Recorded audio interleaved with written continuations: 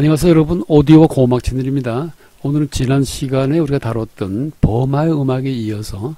인도체나 반도의 나라들 중에서 라오스의 음악을 알아보는 시간을 갖도록 하겠습니다. 여기 이제 사진에 화면을 보게 되면은 라오스 이렇게 적어놓고 이제 제가 람사라반이라고 적어놨죠. 이거 사라반 지역의 람 음악이에요.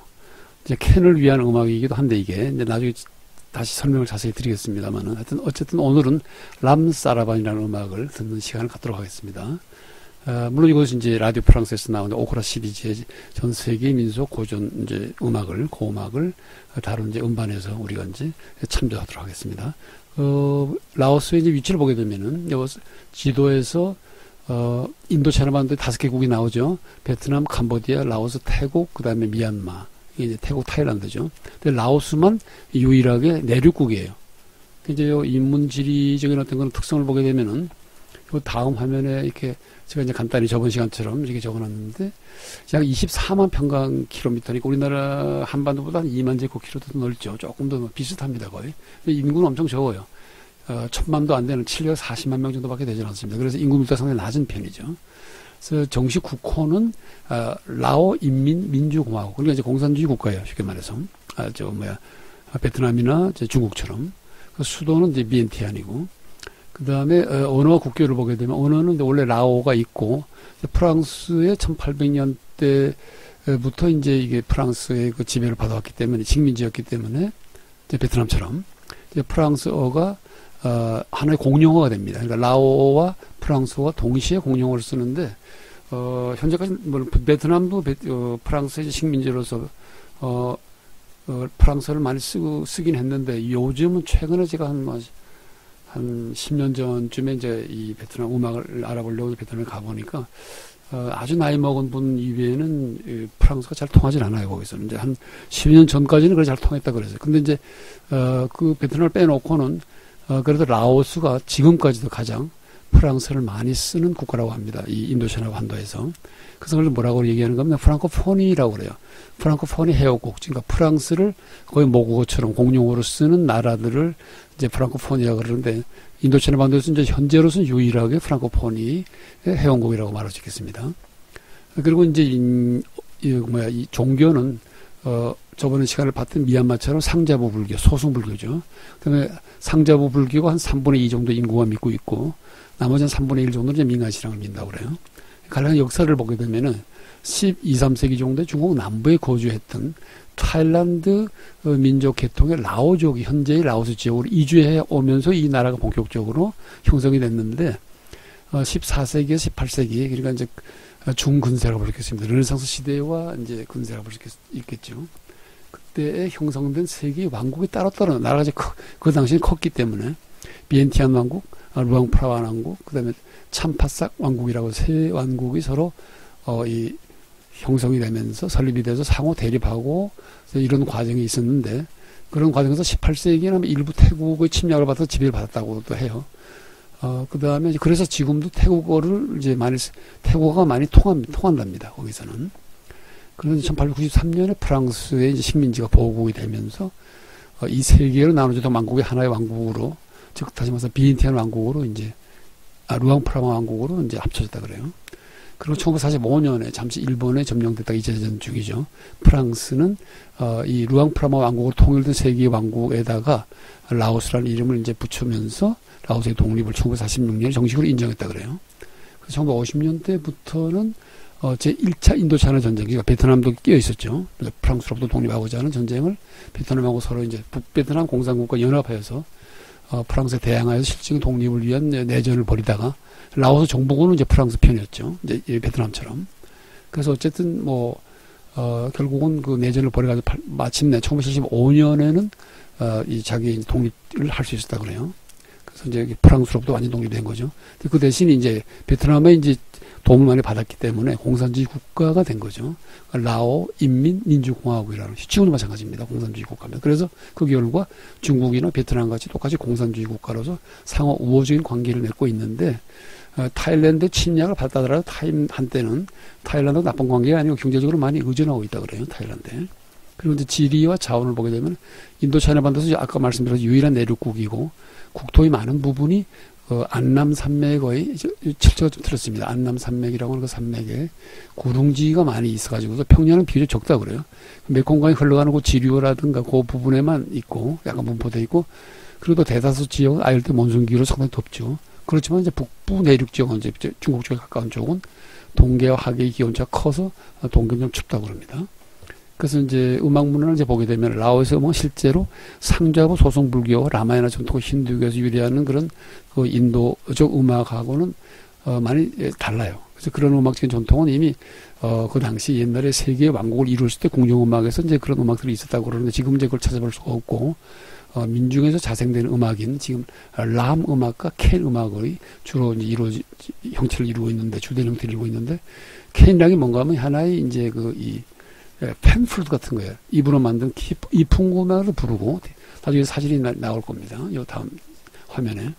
그래서 지금은 거의 중세음악, 궁정음악이 사라졌고, 대신 대나무로 만든 이풍구음이 캔을 반주로 연주되는 즉흥적인 가창인 람 가창이 매우 섬세한 형태로 발전되어 있는데, 캔 음악과 람 가창은 의식과 축제에서 거의 모든 라오스의 의식과 축제에서 사용되는 중요한 음악적인 형태라고 볼 수 있겠습니다. 이 다음 사진에 보게 되면은 라오스의 이 음악인 람 음악과 캔 음악이 있는데, 캔이라는 게 아까 말씀드렸듯이 이제 펜플 비슷한 이풍금이라고 말하는 그런 악기인데 대나무로 만든다 그래요. 근데 사이즈도 여러 가지 사이즈가 있어가지고서 이것이 이제 여러 개로 사이즈가 구성이 되면서 하나 이제 캔 오케스트라 되는 겁니다. 그래서 이제 근데 여기서 하나 특이한 게 있는데, 이 람 음악이, 람 가창이 정말로 특이한 가창이에요. 세계에서 그 유래를 찾아보기 힘든 그런 그 형태의 가창입니다, 이게. 그래서 하나의 선율은 가창을 부르는 영창 아리아풍이고, 또 하나는 가사를 읊는 그런 이 선율, 리시타티보풍의 서창적인 선율이 있어요. 이 두 개의 선율을 교호적으로 번갈아서 부르는 기묘한 형태의 가창 양식이에요, 이게. 그렇기 때문에 이게 기묘하기 한 만큼 숙달되니까 상당히 어렵답니다. 이게 어떤 수준에 오르기가. 그래서 람 가창은 또 아까도 말씀드렸듯이 모든 종류의 사회적인 혹은 종교적인 의식이라든가 또 축제 연주되는 가창인데, 여기서 이제 모람이라고 한다면 그 람을 부르는 주 가수가 있고 또 다른 그 보조 가수가 있는데, 그 보조 가수를 뭐라고 하는가 모톱이라고 그래요. 모톱이라고 하면 응답에서 이제 응답 양식으로 서로 주고받는 형식으로 이제 연주된다는 거죠. 그래서 또한 또 가수는 노래를 부르면서 춤도 이렇게 춘답니다. 캔 아까 이제 말씀드렸듯이 대나무로 만들어진 이풍금의 일종으로, 또 이 캔 음악이 람 가창을 반주를 했을 때 이 캔만 반주되는 것이 아니라 피리와 북을 동반하는 경우도 많다고 그래요. 그런 경우는 이제 피리와 북이 동반되고 캔이 여러 종류의 사이즈로서 반주가 되고 노래 불러지게 되면 하나의 오케스트라 반주로 부르는 이제 하나의 노래가 되는 거죠. 그리고 이제 이런 경우 주 연주자를 모캔이라고 부른다고 합니다. 자, 그러면 우리가 오늘 어떤 음악을 들어보겠는가 하면은, 아까 이제 우리가 라우드 프랑스 오코라 시리즈 음반에서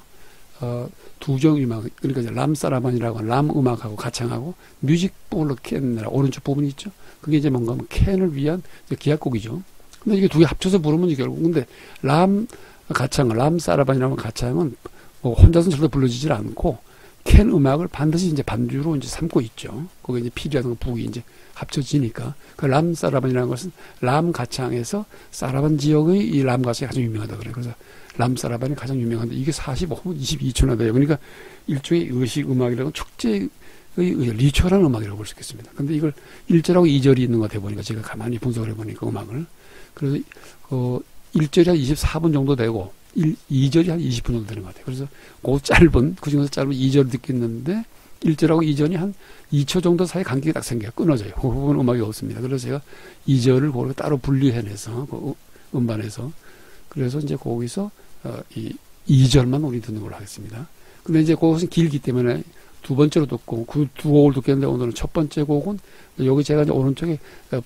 보라색으로 밑줄 꺼놨죠. 남 파트카이라는 제목을 가지고 있는 곡인데, 캔으로만 연주되는, 즉 이풍구로 연주되는 순수한 기악곡이에요. 메콩강의 물결이라는 그런 작품입니다, 이게. 그래서 이걸 한 4분 정도 듣고 그 다음에 그 캔의 반주로서 반주가 되고 또 피리와 북이 동시에 반주되는, 노래 부르는 분이 춤을 추면서 노래를 부르는 람 사라반, 즉 사라반 지역의 람 가창을 유명한 모람 가수인 낭수반 몽가트라고 하는 여성, 좀 나이 드신 여성분인데, 이 분야에서 이 모람 람 가창을, 람 사라반 가창을 부르는 데서 최고 연주가라고 그래요. 이게 이제 80년도 정도 이제 후반에 녹음이 된 것 같은데 그때 그 당시에 라오스 전체를 통틀어서 최고의 가수라고 그럽니다. 자, 그러면은 요것이 이제 요 다음 사진에 요 사진이 이제 캔으로만 부를 때 캔 기악곡 독주곡이고, 그 다음에 요거 캔 반주, 그 다음에 필이라 이거죠. 이 북도 반주가 되고, 또 캔이 작은 것은 필이라고 볼 수 있겠죠. 그래서 이 여성분이 노래를 부르면서 이제 저렇게 손춤, 그러니까 몸의 손을 섬세게 움직이는 춤을 추면서도 연주를 한다고 합니다. 그래서 어쨌든 이렇게 우리가 캔 독주 기악 연주를 한 4분 정도 되는 걸 먼저 듣고, 그 다음에 이 람사라반이라는 종합 오케스트라 비슷한 그런 가창을, 오케스트라 반주하는 가창을 한번 이어서 들어보겠습니다. 그래서 총 합해서 한 24분 정도 될 겁니다. 앞에 캔 기악곡이 한 4분 정도 되고, 람사라반이 한 20분 정도 됩니다. 자, 그러면 이어서 쭉 들어보겠습니다.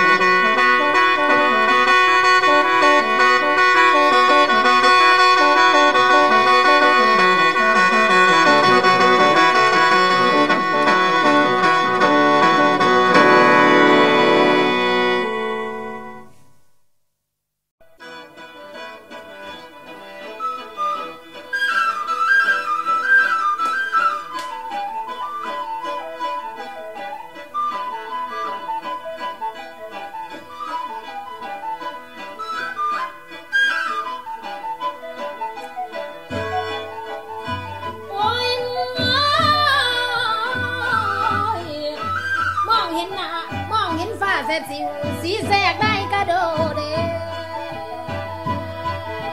ผมเพชรกลางโอ้ย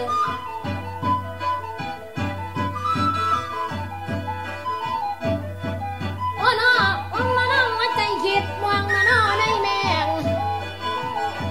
ถึงยำแรงอีนั่งคุ้มหัวใจยันบ่อยู่อีนั่งกินหอดสู้นอนในใส่แต่หมอนเลยผมเพชรกลางโอ้ย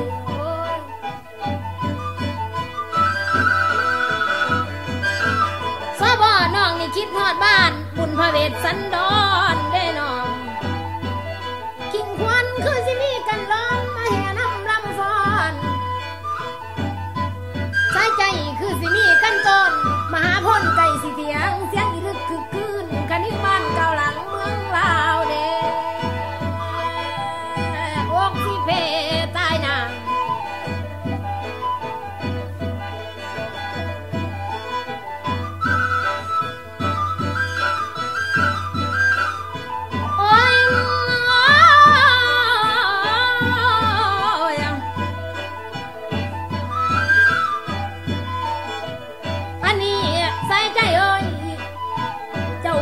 สีซอยยายก็โดนต้นต่ำต้องคำดีเนื้อกำเกียงไอ้ขอเขาหัวเมียงแน่แม่ใส่ใจจังเป็นไส้ปากเกียงมาล้มนอกให้ยิงลง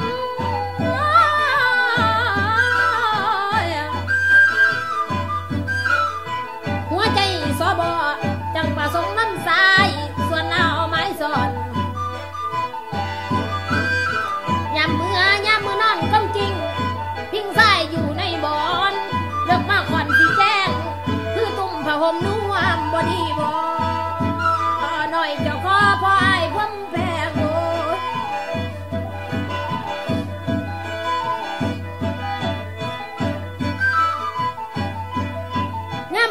ยามเมื่อมือนึงนั้นสอบน้องนี่ได้สับสั้นขันสันสอบถึงอ้วนเด้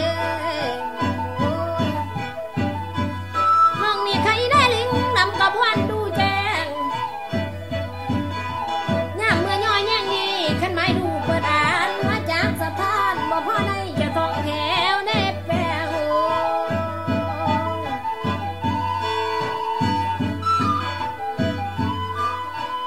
สายใจน้องนี่แดวแล้วดินดันทำสันสาบ่ทนทำคิดอันดูน้อยครั้ง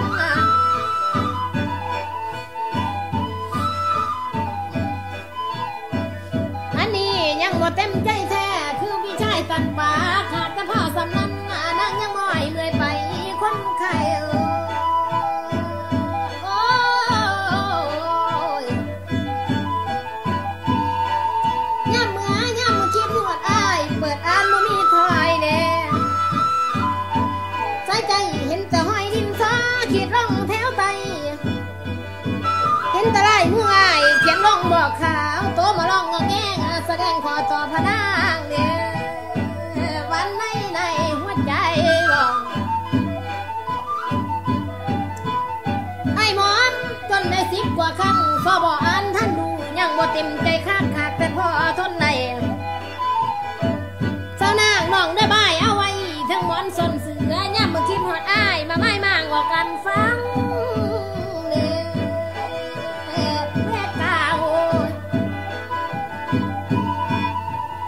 นี่เราน่ะเมื่อครั้งสอบรับเจ้าหม้อพันนาความทุกข์ต่อพี่ชายไปนานสายใจหลังมีโซกาแค้นขนิ่งถึงไอ้ผีบ้านนี่ไปอยู่เฝ้าแสงซ้อนเจ้าผู้ใดเด้สายใจก้มโอย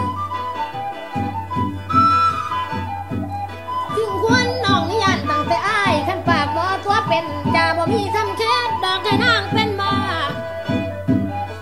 แต่ความมาแต้มเขียนลงในกระดาษแต่ความหลอกล่อพ่อเย้าอีพวงน้ำโม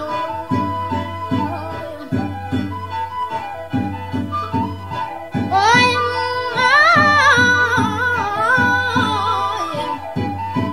สายใจจังเป็นกำของน้องป้องเอาห่างเบามีแต่กอดเข้าให้หายจะผู้เดียวเด่น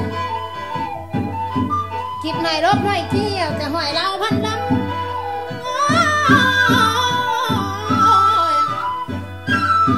อีนั่งน้ำทั้งทุกข์ผูก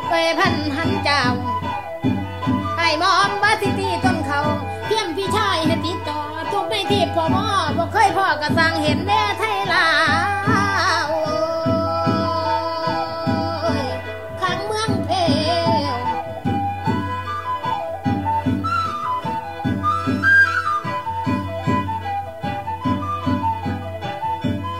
อันนี้น้องไทยลาวบ่อยากพัดภาคเว้นหักจังจำนี้เด้น้องบ่อยากไกลเมืองลาวแต่แม่เว้นหักพาเว้นอยากเห็นโตแม่เว้นเด้มันเป็นโตจังไหนเด้ท่านเป็นโตรังหอยฝอยน้ำมาท่านเป็นหอยดังสร้างขน่อยจะไปเที่ยวจ้างพันปืนพันใดค่ะขน่อยจะไปเที่ยวจ้างพันนาพันใดยิ่งเบิ่งเด้ฝ่าห้องวันสวนกล้วยตะนี่อ่องโอ้ย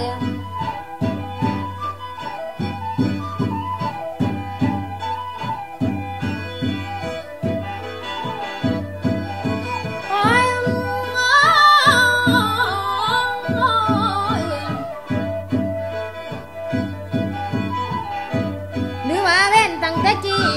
สบดองได้เอาลูกสร้างภาคแม่มันมาบ่ได้นอนเอาสังกาภาคแม่มันมาเลี้ยงเว้นจึงมาน้ำตองสะดองน้ำให้ใบหางหรือว่าเว้นนี่ตั้งแต่กี้เว้นสนางเลี้ยงสร้างบ่ปังนั้นจึงขอบคำบ่ได้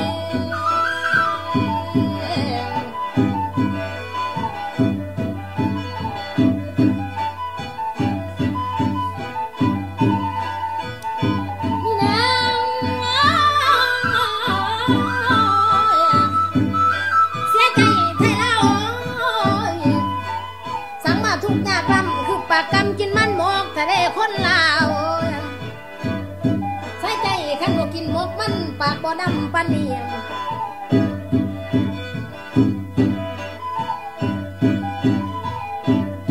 อันนี้สบนางนี่เสียใจตั้งผู้ชายล่วงล้อล่วงนางให้หลงเสือมาหาตัวหม่อมน้องของตาก็บ่เห็น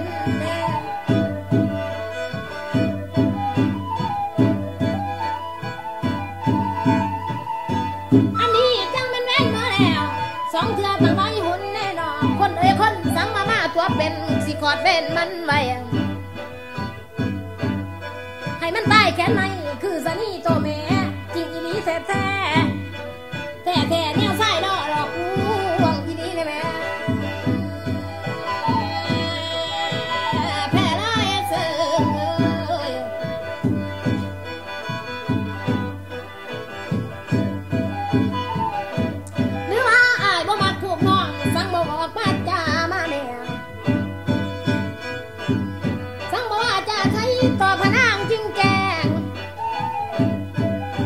เป็นยังเจ้าตึงมาบ่ปากในแพงตา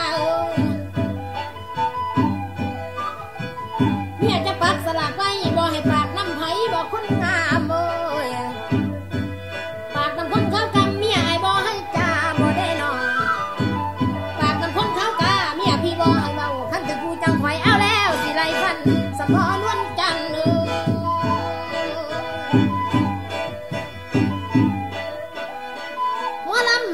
เจ้าตึงมาบ่ปาก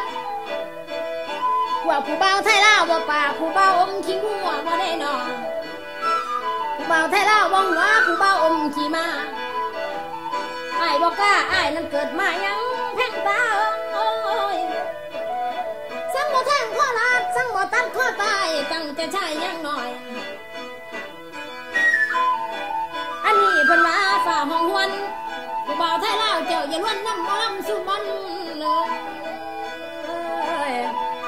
บัดมันเนี่ยไอ้ห้ายได้บัดคนสิยันแน่นอนสมควรเพื่อมาบอกเท่านั้นสิได้ไว้หน้าลงนั่งสิปองหมดก่อนจะบนพ่อฟังไงนี่นั่งไก่หัวคอพ่อฟังแนวนะพี่สารวันมีเท่านี้เส้นในไอ้ตัวก่อนไอ้ฝ่าพาเมียป้าบ่มาบอก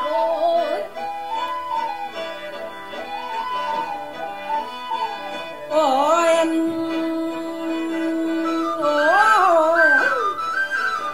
สาวนางไอ้นี่ปากนอบ่ได้แค่นอยู่เนาะอึกอักชูบันลำนี่เมาเนาะมั่วมักปากน้อมบ่มีได้คนไข้สาวนางสังมาตีเนาะเตี้ยนอ้ายบักไส้พ้อยบ่มีคู่บุญสู้ชูบันให้น้องอดน้องสาเงื่อนกินลิ้นตั้งกระต่ายคนงามกำรักษาเลี้ยงบักขี้ลายท่านถ่าเพิ่นละผู้ดีโอ้ยกำขันเป็นหน้าเล่อ้ายเล่กำน้องลำจองคนงามสุวรรณเป็นบักลำเนาะจองกี้ทับที่เนาะจองถึงโอ้ยมาในผู้ใส่ตัวเป็นเน่สาวนางไปสีตัวหน้าน้อยจะหน้าน้อยห้อยหน้าน้อยเพื่อไตคนไทย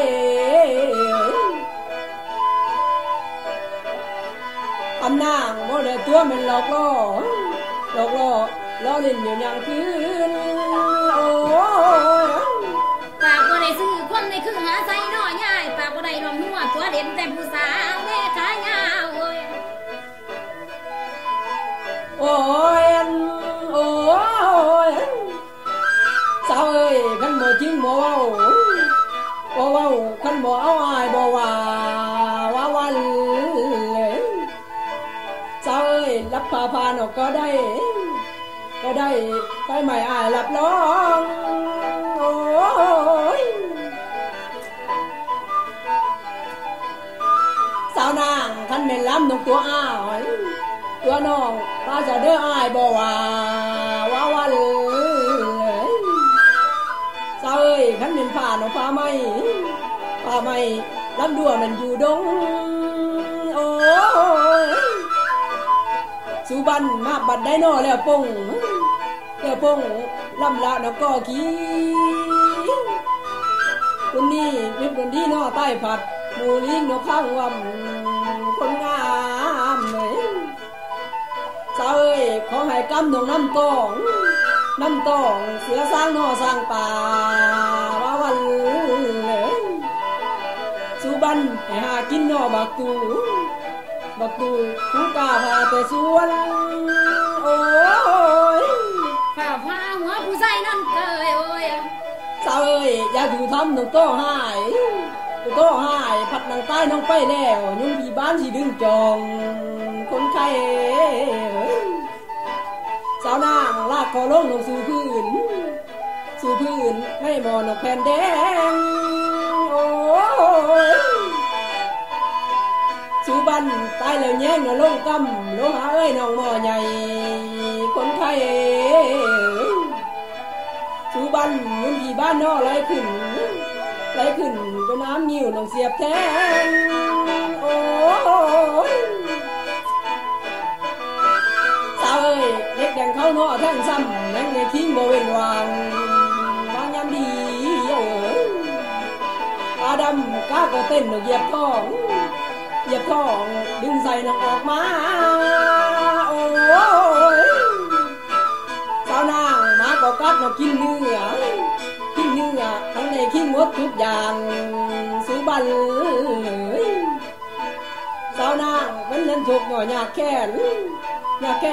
สังทำเวทนาโอ้ยสุบันเป็นนกำนกรกี้ป้าขุนลวงมันก้าเมทำนกใจน้องสามีหัวน้องต้นแท่คนงามตาดำให้น้องจำน้องจื้อไว้อย่าได้ห่างกันไกลโอ้ยคนงามเห็นแล้วน้องมันสีใสแต่ซองลืมบักล้ำหน่อยตาดำปัดนี้อาจีมาเราเห็นแก้วแนวใกล้น้องเพื่อนสาววันสายใจ เห็นแล้วเนาะแม่นแก่นไข่แก่นไข่คือเอาห้องมันอยู่เฮือนโอ้ยตาดำนักเมื่อสู้น้องบ้านน้อยบ้านน้อยไปทางภาคอีแม่แพ้ลายสู้บ้านเสาแก่นอบ่ถวายเป็นโมคายน้องยาป้อนล้ำน้อยชวนขี้ตายแล้ว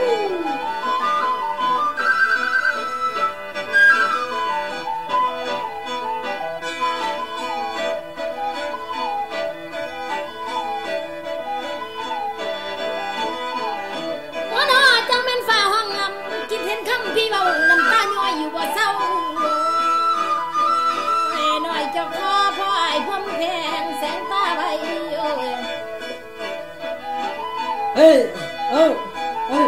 มาจากไหนก็ยายเจ้าว่าขั้นสุบันนี่ตัวไอ้สิเว้นน้องไว้สับปะท้ายนางหล่นสับปะท้ายน้องลมสมอย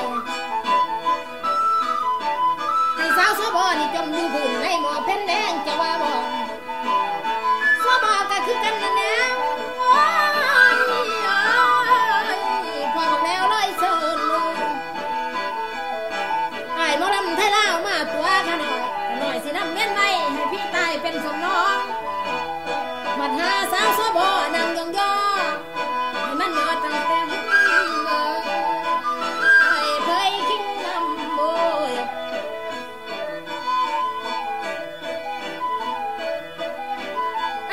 เจ้าบวชนัดเนื้อตัดเสือบ่เปลืองแพงแค่ว่าเที่ยวไปตัดเสือเดี๋ยวขึ้นมาว่าท้องน้องหักหน้าไผ่หน้าโดนสารวันเอง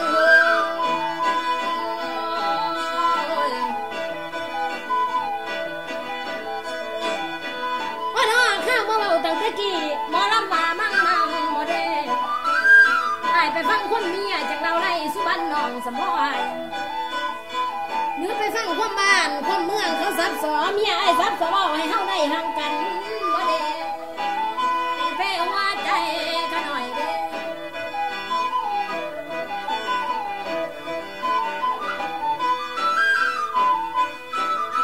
อันนี้แล้วพนามาบัดนี้บัดหากันหน่อยบ่ได้ซ่อนขนมนอกแก่ซ้อนน้องสิลาเมื่อนอนก่อนเด้ออ้ายคอยสุขสบายมันเสมอมันจะเพื่อเก่าอย่าได้คู่คอยเสาเรื่องกันจะโดนไม่แน่น้องสิได้จากอ้ายแก้วแก้มทองสะบอนคิดเห็นข้าวเขานอนน้ำกันจะฟังพ่อนอนสอนบัดนี้นางขอวอนนั่นใดเทวดาอินทร์โลกไม่มาห้องหุ่นก็ไปอย่าสุได้ขอลาเลย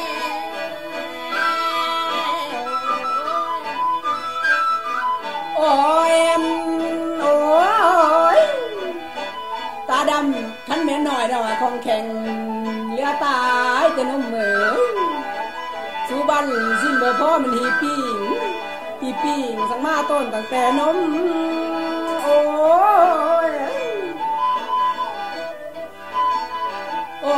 ยนี่แล้วขันเป็นสู้เจ้าบ้านน้องศิลาลงมันไกลห่างวางยามดีตาดำก้อนสีใกล้มันจางอ้ายคือล่องเกี่ยวมันเบื่อนางโอ้ยตาดำกันเป็นใกล้เนาะกันเยินเนาะคือเกินมันใกล้คือคนคือ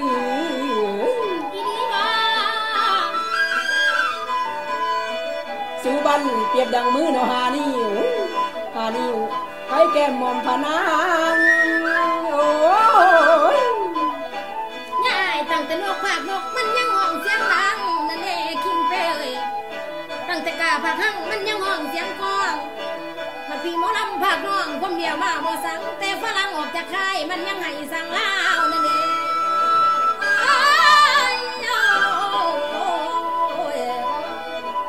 โอ้ยสาวเอ้ยขันเป็นเบิดกระบวนบันสารวันศิลากรเข้มพรเหนือ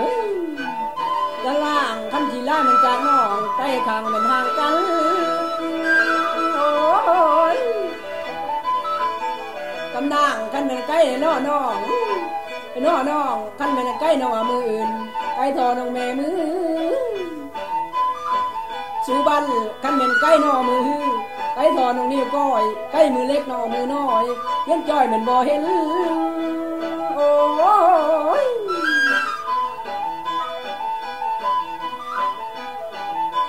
สาวนางปัดนี่น้อสิไล่แก้วไล่แก้วสองคนเฮาสิได้ห่างอำเอ้ยสิได้พัดน้องผาขางตาน้องแม่นตาลงลาลงสารวันลาลงลาลงสารวันลาลง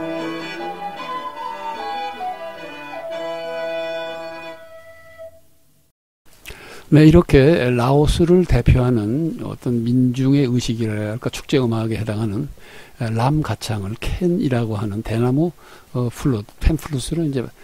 반주를 들어봤습니다. 두 곡을 들어봤는데 첫 번째 곡은 이제 캔으로만 연주하는 기악 독주곡이고 두 번째 곡은 이제 캔과 북어의 반주로 부르는